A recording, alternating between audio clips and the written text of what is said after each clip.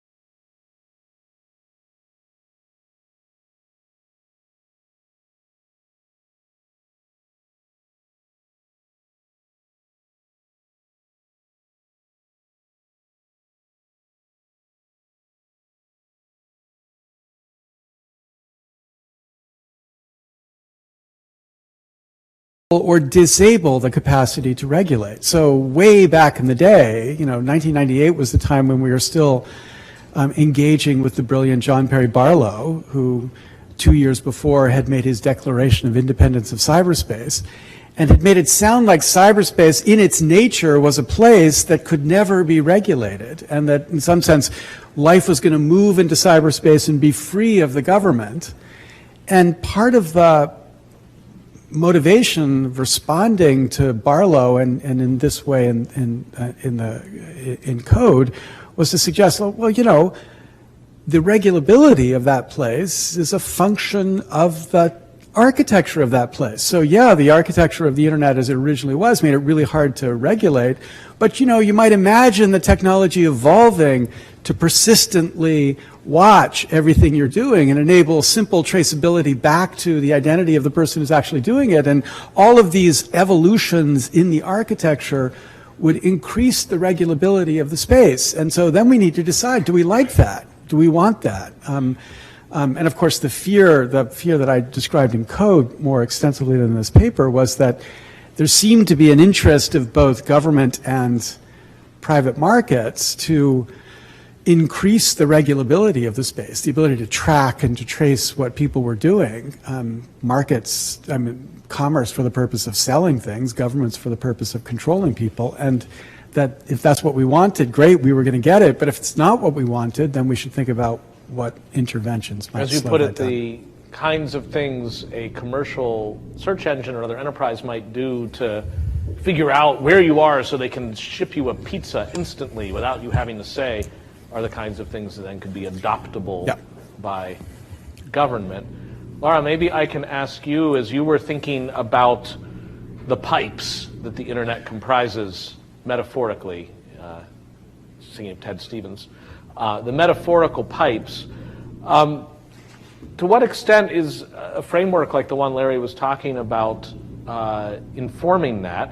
And how much do you think now, maybe versus then, it's important for all citizenry to somehow be present at the kinds of meetings that, let's be honest, most people would find as boring as can be when we're talking about internet protocol or ICANN, domain name council or something? How important is it for the citizenry at large to be there, given that the choices made there affect the regulability of the space and therefore ultimately the behavior of the citizens online? There was an example just in the last 24 hours of how citizens can have an effect on the rights that are instantiated in platforms when Chinese citizens who are LGBT community members pushed back against censorship in Weibo that came from the government initially. So I'm always one who believes that there is a way for citizens to intervene. It gets a little bit more complicated. And how did they push back? Maybe you should tell that story real quick. I only have the media level awareness of it because the story just dropped today. But there are two different roles or two different models or views of the role of governance right now and the role of governments in internet governance. And the one coming out of China is really one about tightening controls more than they ever have been under the guise of cybersecurity. And one of the things that has been happening, similar to in Russia and other countries, is cracking down on certain kinds of information flows. And one of them was content related to LGBT community members. So Weibo actually turned back and reversed their decision. And that's the extent of what I know about it. But I think it's an example of how citizens can get involved. But your question, Jonathan, is a very important one because many of the decisions have nothing to do with the content level platform scenarios like that one. If you think about, one of the great contributions of this article and of subsequent books as well that Professor Lessig has written is this idea of the arrangements, and I've adopted this myself and in my own work, both as an engineer and a scholar of STS. The way I describe it in my own work is that arrangements of technical architecture are arrangements of power. This often has nothing to do with governments whatsoever. For example, the pipes. There are protocols, there are routing infrastructures, there are interconnection arrangements that connect to civil rights. There are decisions about the technological affordances and platforms. Just to give one or two examples that are very brief, the World Wide Web Consortium designs accessibility for the disabled into their protocols. This is a perfect example of how the architecture is also determining public interest issues. Getting a little bit more technical now, there are some protocols. In fact, while I was reading this article, I was working on my doctoral dissertation on IPv6, and that's something that perhaps only this crowd can appreciate. It's a single protocol that has enormous public interest implications. One of the decisions that had to be made was whether to design into internet addresses hardware identifiers, which would basically create an identity system connecting people to their laptops and therefore potentially to them. There are many, many other examples of this, certainly in social media platforms. Can citizens get involved in those? Absolutely. There is an effort right now in the Internet Engineering Task Force where it's hard to have the technical expertise necessary to get involved, but there is a surge right now in graduate students and young professionals and people from industry, but not necessarily involved in these protocols, to go to the meetings and have an impact. And I think they really do have an impact behind the scenes.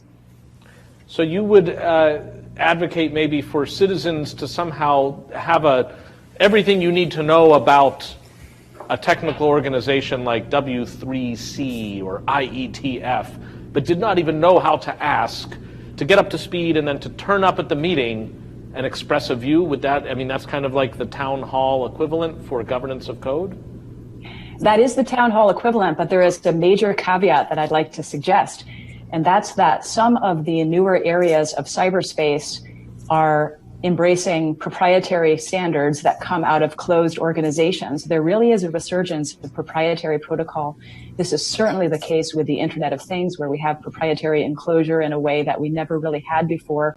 We also have it in even in social media platforms, and lack of interoperability between various kinds of platforms.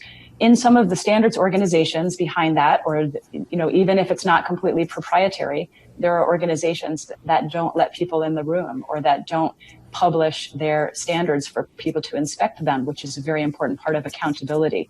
So that is a caveat. It's not possible to go to all of the meetings because not all of them are open. Yes. And that might, sorry, Larry. It's actually more than a caveat, right? I mean, this is the point of your work, right? Because, if you imagine the internet that starts and the consequence of its design is to create something like an innovation commons. This is what network neutrality is eager to protect. Since there's nobody who controls what content or what applications you get to run on the internet, what that means is the right to innovate for the network is held in common, and everybody can innovate, and if somebody likes your product, they'll take it. If they don't, it'll disappear. But as the space of innovation moves into these proprietary spaces or these islands of innovation, as you get to innovate in the Google platform, you innovate in the Twitter platform, you innovate in the Facebook platform, then as someone might put it, the generativity of those innovations is contingent upon the platform's permission to allow you to innovate in that particular way. And this is an example of how the technical change and the legal ownership work together to change the basic opportunity to innovate, because now you've got a fear that, geez, I'll produce this really cool app in Facebook and it'll take get a whole bunch of people excited, and then Facebook will pull the rug out from underneath me and I won't be able to do it anymore. So I'm not going to waste my time in that space the way I might if I didn't believe that underlying feature was there. And so the point of the modalities is just to think about how these different components work together, and we got to evaluate what is the environment, what is the freedom, what is the affordance that this mix might make possible. But I think it's actually even worse than that. I mean, yes. I think I'm much more troubled by another step in what Larry has just shared, and that Laura has articulated as well, and that is, it's not just the proprietary spaces. Those are bad enough, but I think one of the things that the article set so starkly, at least in my eyes, 20 years ago, was that the choice of how we design freedom was muted by the mystification of the technology. So when Laura talks about, the importance of citizens showing up at this sort of equivalent town hall, it's important to show up even if you don't understand the technology, in my view, in part because there's some sense of accountability when there is presence. When there's no presence, then in fact the idea that those who want to go into their proprietary spaces can do so with no accountability becomes the baseline. We all begin to expect what we are told or how we're told the technology has to work, in part because we're not there to ask questions at the beginning. And to participate in the choices, or at least to weigh in on the kinds of underlying values that each of these modalities represent. And so the accountability, the transparency gets pushed sort of as a second order priority, because what's really important is getting people on the app or getting people on the platform. And so I think even 20 years ago, Larry, I was struck in the paper by how difficult it would be for collective action problems, for all sorts of different reasons, to persuade a sufficient number of the population that these technical questions were in fact questions about constitutions and about law and about liberty. And Ruth, part of maybe what's lurking here is a long-standing distinction and then confusion about the public and the private. The kinds of meetings that maybe Laura was referring to, like those of the Internet Engineering Task Force or the World Wide Web Consortium, they're not public in the sense of government meetings, but they're public in the sense of a cultural and legal, in the sense of no IP claims made, intellectual property claims, understanding of a shared resource and a choice to govern it in some quasi-transparent or open way. At these IETF meetings, they call for a hum in the room to see if there's consensus, and anybody can kind of turn up for that. Or the World Wide Web Consortium has members, and they vote in a certain way, and membership has porosity to it. But almost by historical accident, there are other platforms and technologies that just as much influence our affordances. Laura kind of adverted to them with talking about proprietary platforms, and Larry was talking about these islands of innovation like Facebook and Google. Do you think the way to think of those going forward is, all right, well, they're private, we're not going to like nationalize them or internationalize them, we just need to regulate them from the outside at the margins, kind of what appears to be contemplated for Facebook right now, as it's going to hearings, will it be regulated? Or are there some platforms, even if they're private, so pervasive that they call for the kind of accountability, transparency, and participation that we normally think of as reserved to public governance systems? Yeah, I mean, I think I would perhaps suggest that I don't take solace in the idea that Facebook will be regulated if the point of that is that we move internal controls from a private company to the government. Mm-hmm. That doesn't strike me as the kind of both push in Larry's article about the regulability of cyberspace, nor does it solve, I think, Laura's point about these islands, these closed meetings.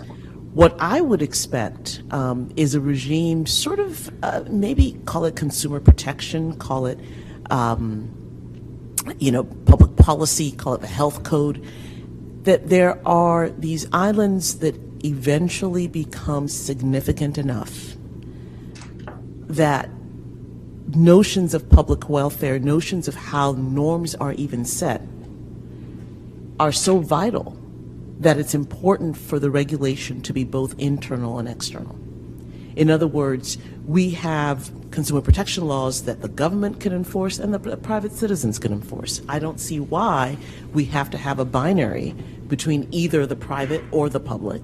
It's not clear to me that one of the advantages we shouldn't exploit of cyberspace is the possibility that as users, when you set your privacy controls, as governments, when you think about where data is stored and what your privacy laws will be, that kind of voice from users is as vital a source of governance as the formal governance that we might see coming from governments. And my sense is that if we're going to be serious about the idea of liberty, we're going to be serious about the idea that regulation is not just law, it is in fact code and law and norms and markets, that there has to be a way and a mechanism in which the voice of the users and the voice of the public gets channeled into the very architecture of the system. I mean, think about our disability laws, just to use the hypothetical that Larry raised in his book, and that, or even this classroom.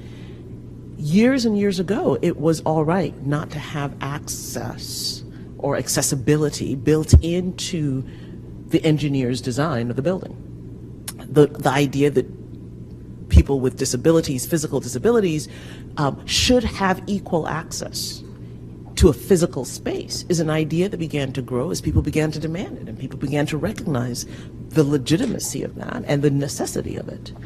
That then, of course, translates eventually into something that we call hard law, but it was stemmed from the expectation that equality was not just about putting words on paper, but that there was the sense that the architecture of the space required us to do something different for those who could not access it on the same terms. But the advantage in that case, that's a really great example, is ordinary people could have the imagination enough to recognize that you needed a ramp and that people in wheelchair could use a ramp to get into a classroom. That's not terribly difficult. Once you've seen it once, you can begin to.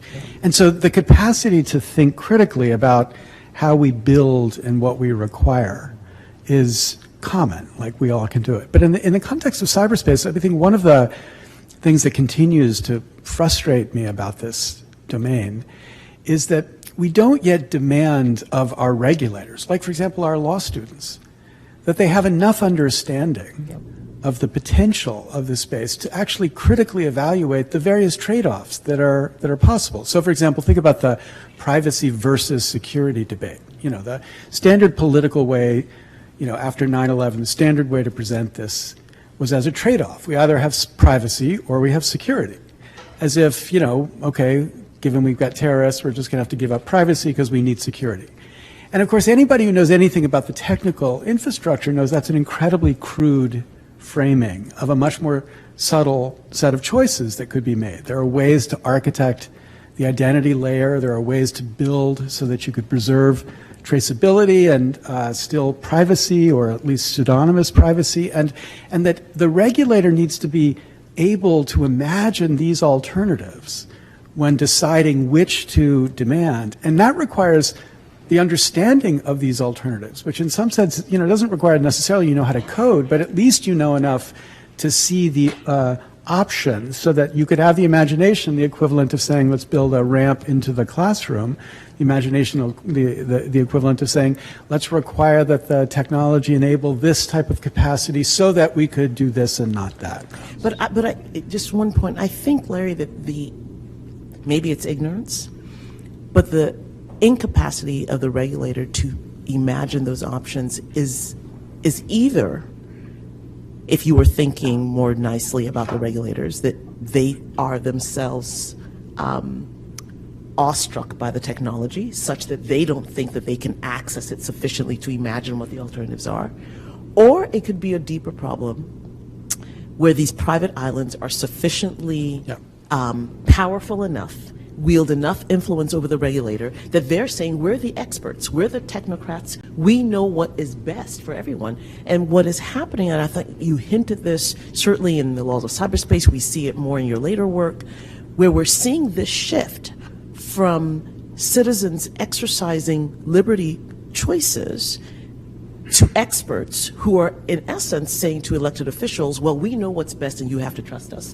And that, I think, is a much more dangerous, subtle shift about the governance of cyberspace than it's certainly much more subtle, much more serious than I thought could happen 20 years ago. Now, Larry, you drew first blood in this panel by using the word blockchain first. You just kind of got ahead of the inevitable invocation of it. It might be an interesting latter-day example, though, as a kind of test of your theory then and now. One conception of blockchain, especially distributed blockchain, is the idea of trying to build a technology that ties all of our hands, that gets a momentum all its own, for which it's really hard for anybody to intervene in how it works. Like, a key feature of it is its existence independent of any party trying to control it, including and especially government. And that represents then trying to build a technology that cannot be shaped, that is like a force of nature. And I'm curious how you think about that. Is that like, yes, you know, you all have leveled up, makers of the blockchain, you figured out how to use code to advance your values and to make it unchangeable? Or is it, what the hell were you thinking, people who made blockchain? Now there will be contracts put out on people's lives. And everybody was like, don't blame me. The atom split itself, really. I'm curious where on that spectrum, if that's the right spectrum, your own thinking lies for a technology as transformative and as apparently pecuniarily valuable as that one. Well, I mean, you know, so Primavera invited me to a conference I held, I guess, in 2015 in Australia. And it felt like 1998 all over again, or 1996 all over again. In a good way. Well, it was Australia, so it was... It was Australia. It's hard to be good. Yeah, it's got to be good. But you know, there are many people who are excited about the blockchain in the kind of John Perry Barlow way. Like, they imagined it just in its nature would make it impossible for governments to muck things up.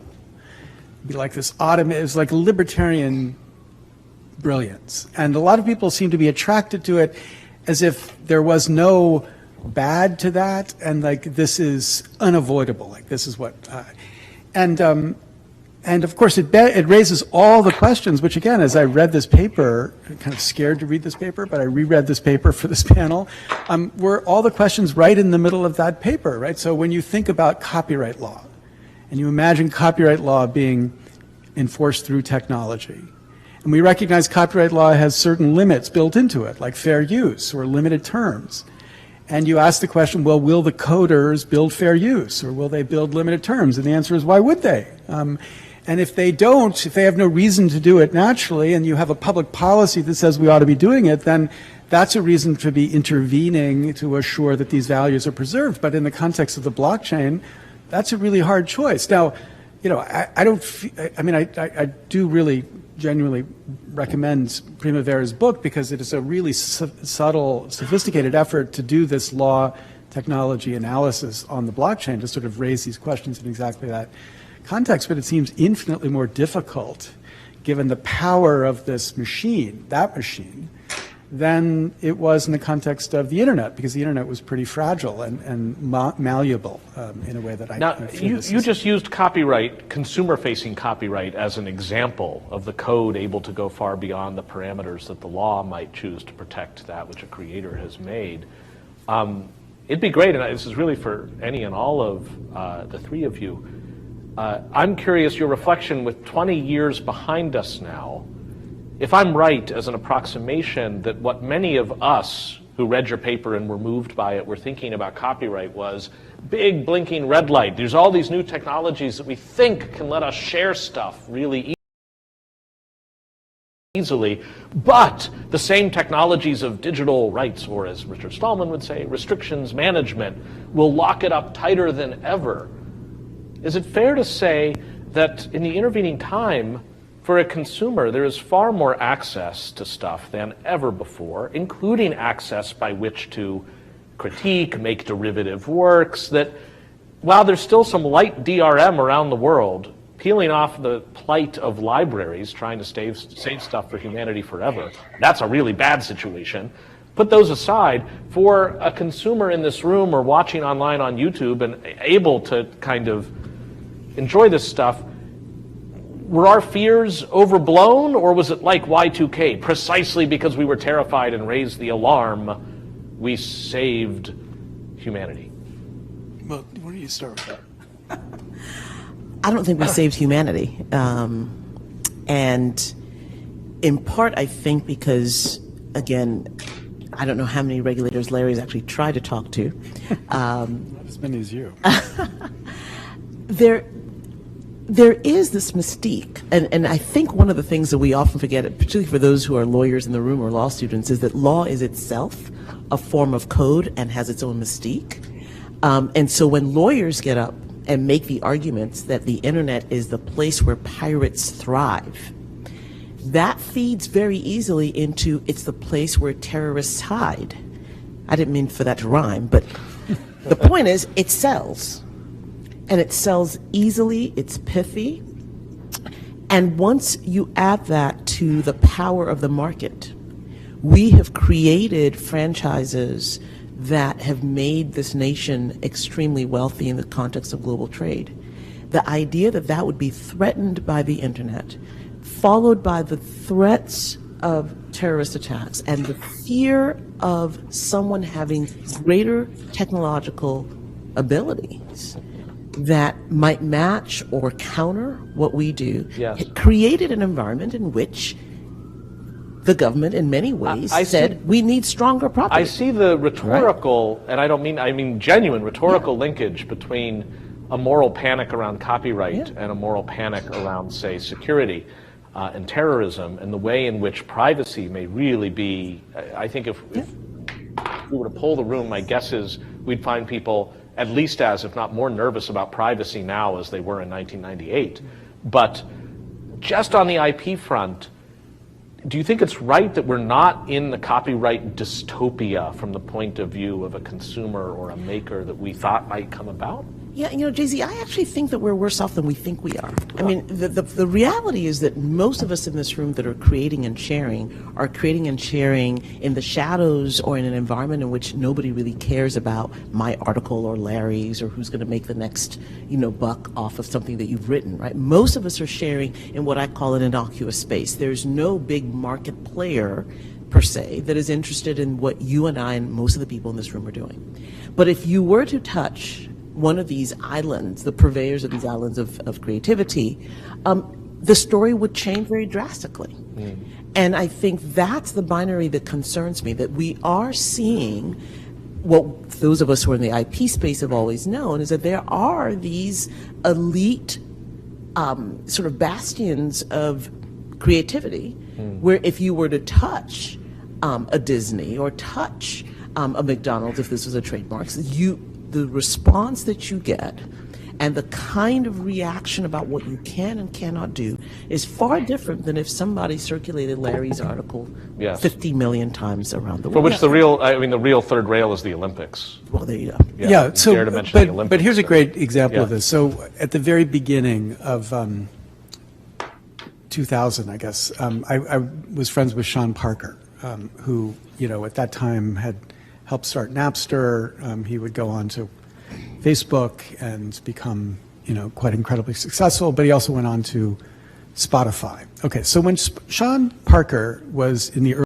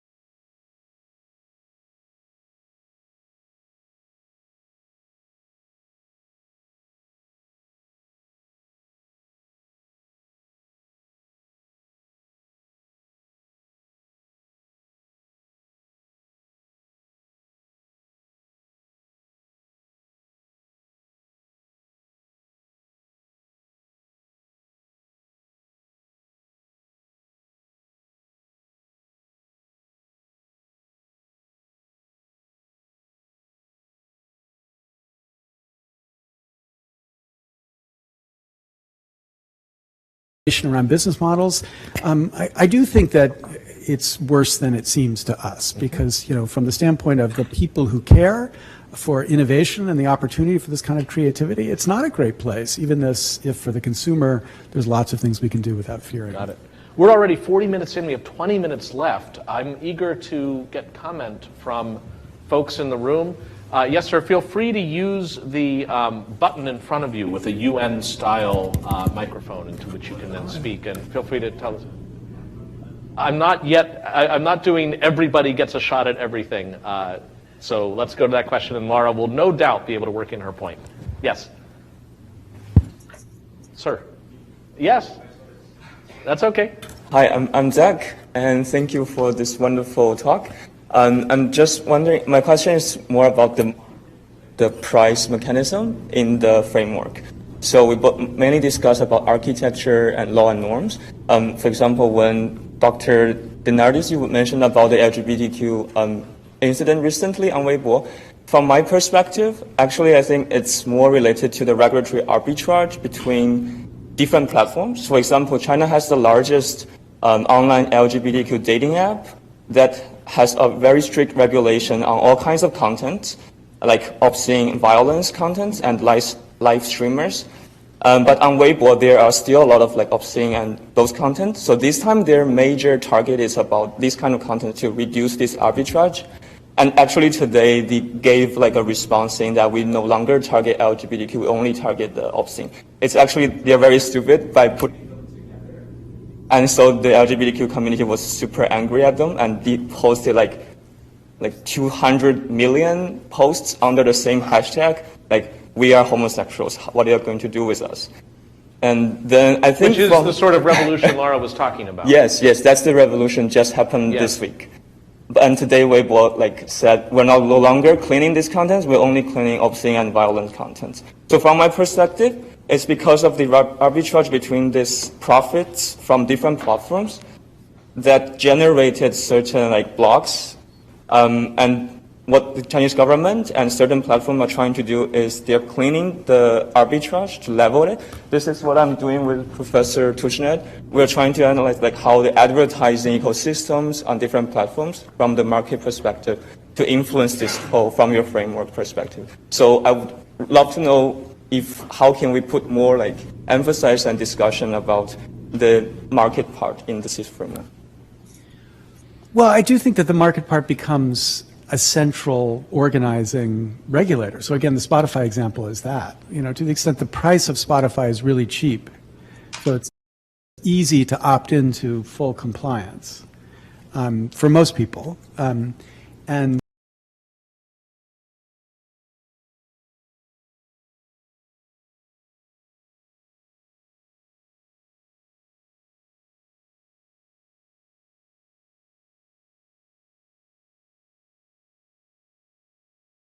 a function of property rules and contract rules. So it's a combination of property rules and contract rules that get exploited like that. But I think that for most of us, that's the way at which it gets expressed. Just what does it cost to do the right thing, or have the opportunity to do it. Laura, did you want to respond? I'd be very happy to weigh in. I think and I'll tie it with a few of the comments that were before that as well. It's very important to think about some of these issues as not being about content. So some of the most powerful things are beneath content. And if you think about it that way, then even in the area of intellectual property rights, which we were just discussing, is not going very well.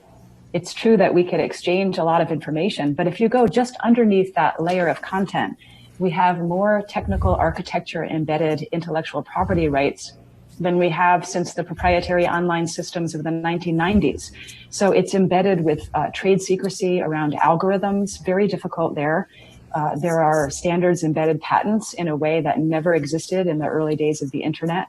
We also have a new area of copyright, which is very troubling.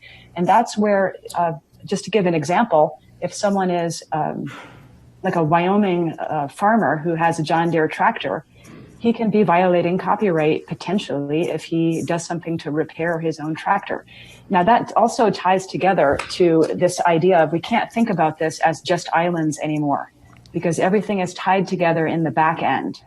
So I was very interested in seeing what happened in 1998 before this panel, and the first thing I came to was the stone-washed jeans, but also Drudge Report just came out with the Bill Clinton sex scandal AOL was billing itself as the first billion-dollar interactive online provider, and that's true. But they were an island of automation. If you look at the way platforms, now tying it together with the recent comment, if you look at how platforms are operating, they're not islands anymore. They are islands in terms of interoperability and moving us away from permissionless innovation, but they are tied together in the back end by these third parties that collect the data about us, that aggregate the data, and it's not just among private platforms, but it's also with governments. It's what Jack Balkin calls the Soylent Green. The big data is us. So it's if you look at all of these issues, it's very important to take it below content and what's happening underneath, and that's where a lot of the power is. The power to do things like censor LGBT people, the power to restrict people based on these architecture-embedded intellectual property rights, and also the power to monetize us through big data that's aggregated with companies that we have never even signed a terms of service with. If we keep this distinction going, it's a venerable one, between proprietary and open and the respective benefits and costs of each, I think that seems like a really good illustration. I do find myself wondering, one of the things that's changed in the past 20 years is more of us have gone online and put more of our lives online, is an appreciation, for example, of the real costs and dangers of online abuse and harassment. And it may be that there's a rough correlation between, say, open, permissionless innovation systems that permit all sorts of speech that can't be censored or controlled, part of what might be celebrated, but also then might permit much more unaccountable harassment of people, which in turn prevents them from daring to present themselves online. How do we think about the fact that one of the advantages of a handful of platforms that, yes, maybe right now have algorithms that are quite unknown or trade secret, but government could still come in and say, look, Facebook, you got to clean up your act with respect to abuse. Here are the standards that we expect of you, lest it be actionable by the person abused. You could see doing something like that. Isn't it true then that having those focal points for intervention allows for some regulation of the space in a way that reflects the political will in a place that has democracy and the rule of law, rather than just putting our eggs in the basket of lowercase a anarchy, like blockchain, where we can't affect how things go and it is sort of just a free-for-all? The ownership affects regulability, absolutely. I mean, this is one of the points of like the puzzles we used to talk about when we taught the Microsoft case, way back in the days of the Microsoft case, which was also 20 years ago. And like one puzzle was, why was the government so interested in breaking up Microsoft, given that would make it harder for the government to regulate? Because if they had just Microsoft, then there would be like one focal point to be able to achieve all the things it was trying to achieve. And I think you see that here precisely. But I think one of the problems is that, think about online, like fake news and online news. In the old days, there were concentrated entities called editors, people who made a decision about whether something got out there or something didn't get out there. We called those people censors 20 years ago, right? And we were against censors, and we celebrated the idea of a platform developing where there would be no censors. Well, we've seen what that's produced, right? In a world with no, quote, censors or / editors is a world where the content that gets out there is something that doesn't have this layer of credibility or confidence attached to it. And it, arguably creates a world where we're all more skeptical and vulnerable to being steered in the way that we saw in the last election. But that's a consequence of this interaction. And I guess what the objective that I was trying to push 20 years ago was we needed to become more sophisticated about thinking about this interaction, because that would be the kind of change that would, flip us. Other questions or interventions? Way in the back. Yes, sir. Hello, everyone. Hi, my name is Alan Holder. Thank you for holding this this panel. It's great. I have a questions for Professor Lessig, but I would like everyone to weigh in. I believe time is a theme that's been running through this panel. Obviously, we're talking about the 20th anniversary of this paper, and also the story that Professor Lessig told about Sean Parker and how his view of copyright law has changed given the places that he's been and the positions that he's been in. Professor Lessig, in your paper, as I was reading it, you wrote that the single greatest error of theorists of cyberspace is the error of naturalism as applies to cyberspace, is the error of thinking that the architecture as we have it is an architecture that we will always have. And you said that in the context of architectures that enable freedom versus control, but the sentence stuck with me because it's something that I've thought about a lot, especially every time the government makes a ham-handed attempt at regulating the web or behavior on the web, like FESTA and FOSTA recently, or every time they try to, let's say, question a very powerful tech CEO, such as what we saw last week. And so that makes me want to ask you, 20 years later, and with everything that's happened, and with everything that could happen now in the place that we are, that we can see could happen, how are we committing this error of naturalism today, and how do we avoid it as would-be regulators and as members of this community of would-be advisors to regulators? How do we watch against this?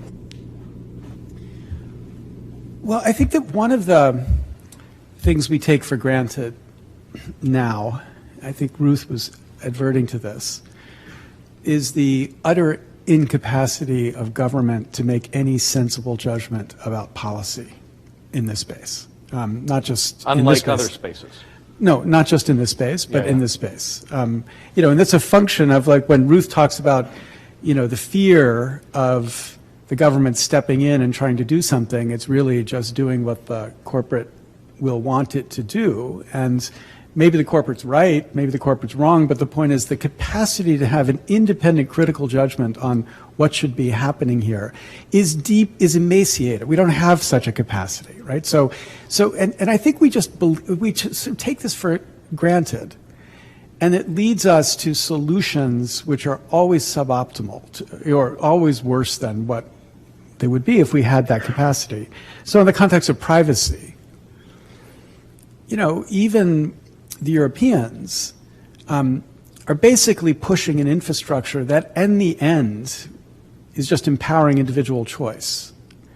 And it makes it some hurdles with those choices, but it won't be hard for the technology companies to help you get over those hurdles, to basically opt into the world of giving up your private data that they want. And the idea of, like, the government having rules, like, here's what you can do with data, the way we have consumer protection rules, here's what you do with toasters, or here's the conditions that toasters live under, seems crazy because we don't imagine the government having any intelligence, sufficient intelligence to make those kinds of judgments.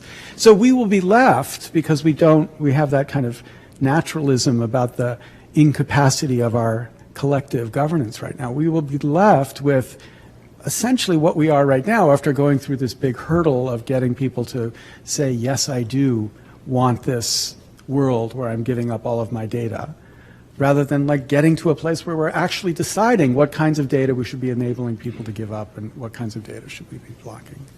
And I think what troubles me quite significantly is we have this 911 mentality when it comes to policy. We only seem to appreciate the danger, and I'm talking about policymakers who should be thinking about the future. And we only seem to appreciate the danger when it is at our doorstep.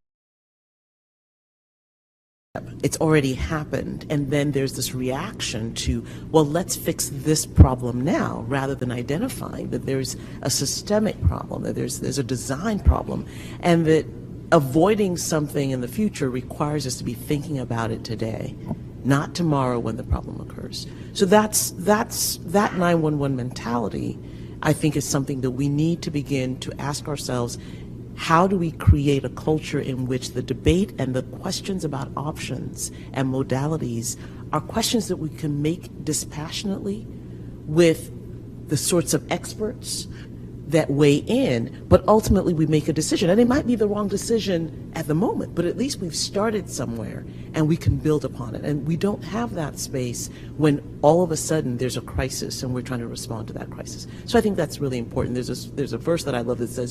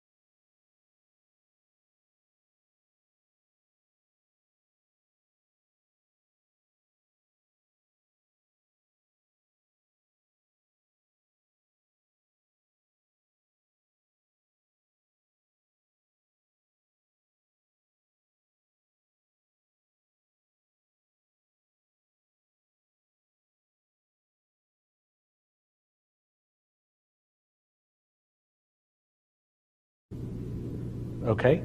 Well, we're almost at time. Maybe we should bring it in for a landing, and I hope, of course, people can stick around and there's a reception afterwards for people lucky enough to be in real space.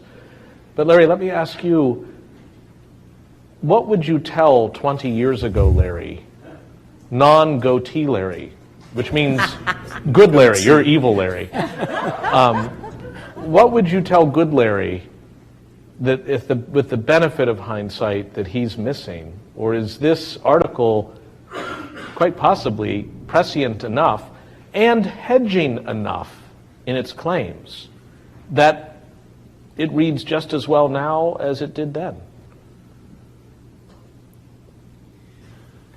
Well, I think that what was missing is this practice of recognizing the trade-offs through the experience of making them. So, and I don't know that an article could produce that sensibility about the trade-offs, but to connect it more directly to the kind of experiences that demonstrate those trade-offs. So the one I was just talking about, for example, the infrastructure for news, which is a market, and it's concentrated or not concentrated, and it enables people to access and speak or not to enable people to access and speak. And what would those interactions be, and what could we expect would be produced by them? We just did not see, or I didn't see, I don't know, maybe you saw, just didn't write about it and tell us about it. Ouch. You could have had secrets back then, I don't know. But we did not see, I think, the way in which this infrastructure would disable a capacity at collective understanding, especially in the political context. And I think part of that is just not having the mechanism developed enough for this trade-off among these modalities. And then the second part of it is, sometimes when you think about the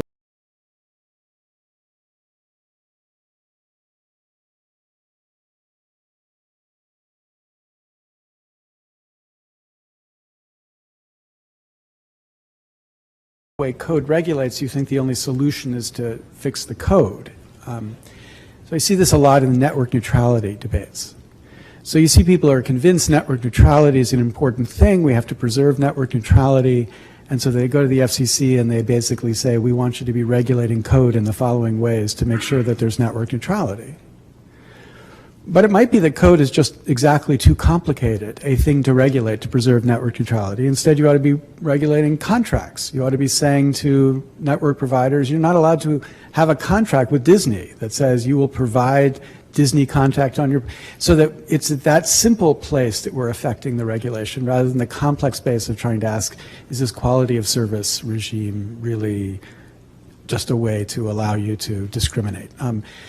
And so I think it's just the facility of this interaction that I think that was not enough there that I wish we could develop. Now, one of the distractions of my life right now is I'm playing in a space where they're developing this virtual persistent AI world, the largest persistent virtual AI world. And they're embedding in this the choice for each of these communities to select the form of governance. And you are single-handedly designing that. I'm not designing. I'm talking to them. They're doing the building and the coding, but they're designing it. Look but at the point that is, Oppenheimer-esque maneuver of I just gave them the layout for the bomb. But they'll do two things here. They'll select forms of government, but more interestingly, they'll choose whether the rules will be imposed through code or through markets or through norms or through just rules. And so we'll have, a million different communities that make these trade-offs, and we'll have a fire hose of data about what these trade-offs produce in these different communities so that we begin to have some empirical basis to test and to think about how these things evolve. And that's the thing that felt was missing before. Well, I think we all had a sense back then that we were on the threshold of something big. One way to look at that is just humanity had, through applied technology, empowered itself on average, that there was power now that previously had been chance or affordance where previously there had been none, and immediately gave to the question of where will it concentrate, who will it benefit, who will it disadvantage, and who makes choices about it. And oftentimes, I can maybe just should speak for me, the refuge we find in these complicated questions is to say, well, we should decide this collectively. This is how polities make decisions about big allocative questions of taxation or of who gets water or anything else that's really big. It's just tough in a time where, as was pointed out, there isn't a ton of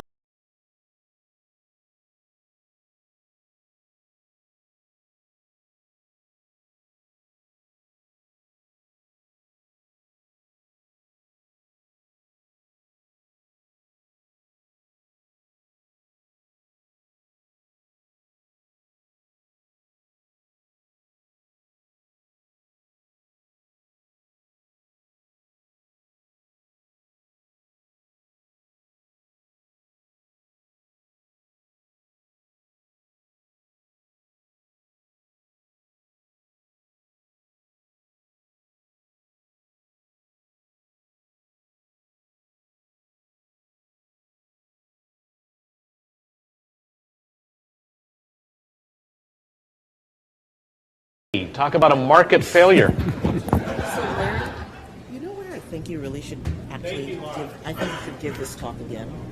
And I think you should do it at the Thanks, Jonathan. Bye-bye. International. Thank you, Laura. Thank you very Bye, much, Ruth. Laura. Bye, Larry. Thank you very much. Thank you.